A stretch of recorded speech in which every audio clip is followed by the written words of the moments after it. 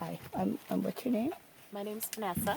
Okay, and we're here at Standing Rock. We're at the campgrounds, and you're a medic.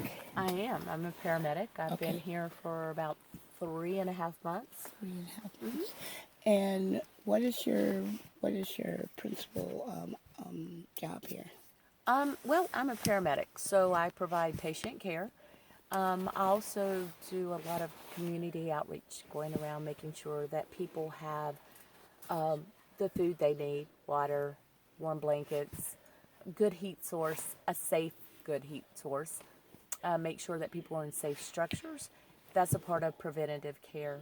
And then my job is to respond to a lot of EMS calls as well. So we go around, and if we get a call in that somebody's been hurt, myself and another medic go out and take care of them. Okay, one of my biggest concerns that I've Can noticed. I ask you to do me a favor? Please don't film all around. Sure, Just, sure. yeah, thanks. One of my biggest concerns that I have noticed is this cough, and they're Yep. calling it the Doppel cough. Yeah. Can you explain that to us? Well, the dapple cough, we did have a cough that was back during the summer. And what happened was this area is kind of like a bowl. So as we had dust from the dirt, smoke from the fires, it settled over the top. And a lot of people, especially if you had any kind of respiratory problems, were coughing from that. But after the action on the bridge, the real dapple cough started, and people started presenting with it within 24 hours. And a lot of people are still suffering from it. It's not gone away. We are in the process of trying to figure out exactly what is causing that cough. We have had reports that amoxicillin has done a wonderful job. Zithromax does not, but amoxicillin has done really well for a lot of people, as well as megadoses of vitamin C and certain herbs.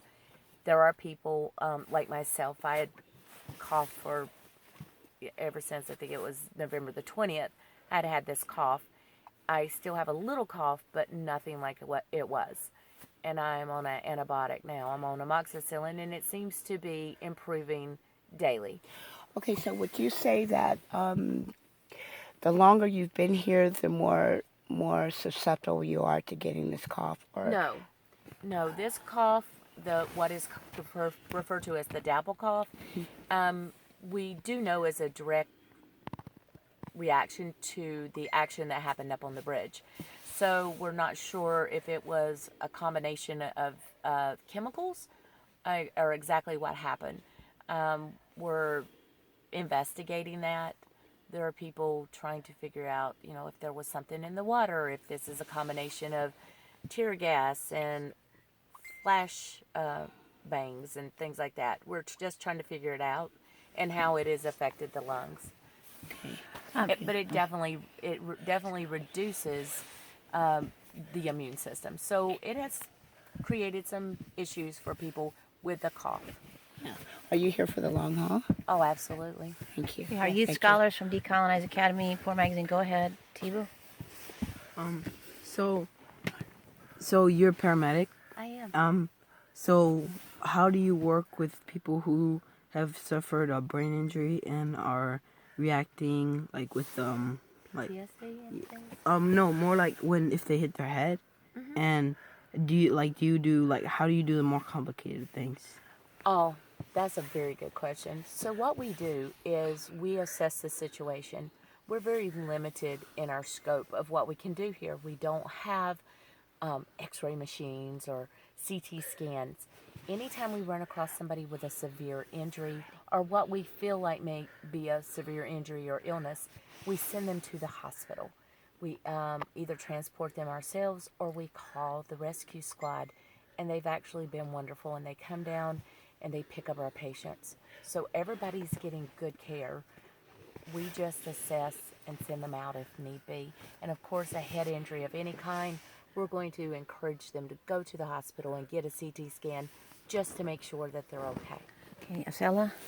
How many people do you get per day that come in with a head injury or have respiratory problems?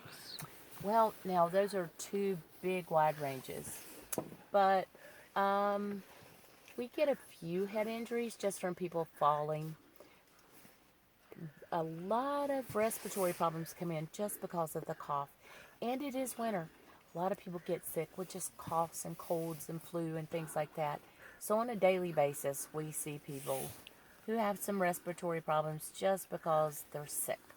And what we do is we just treat them the best we can with the natural herbs and remedies that we have here, or either they take something like maybe Mucinex. We give them various options.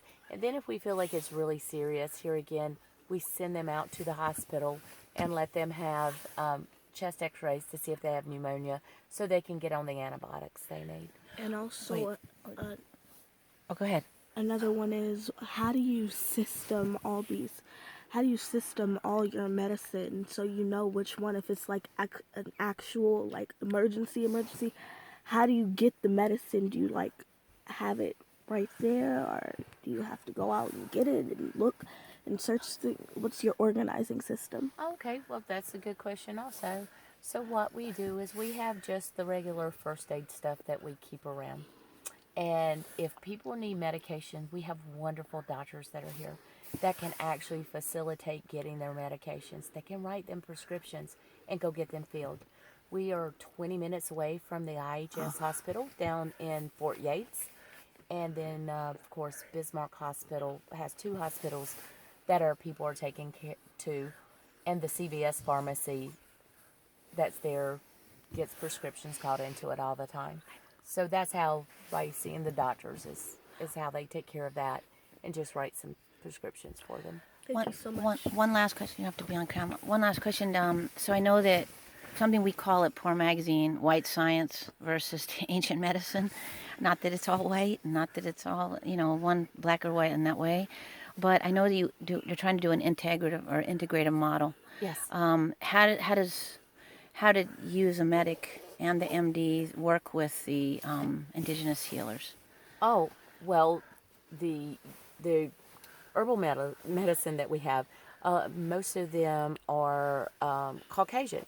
But the beauty of it is we don't just work with the herbalists. We work with body workers. We work with emotional well-being. And so a lot of times when a patient comes in and they might say, I've got a headache. I get headaches every day. We say, hey, we can give you Tylenol, but why don't we take a look and try to treat the cause? Let's take you over to the herbalist and see if they can come up with something that will maybe treat you in the long run so that you don't have headaches anymore. Or maybe let's take you over to the body workers and see if maybe they can massage and relieve some of your pain that way. And then if it's an emotional problem, we have our emotional well-being Wellness. professionals that they can go and talk to. So we treat the whole person, That's not just the ailment. We treat mind, body, and spirit. That's what I thought. Thank you so much. You're welcome.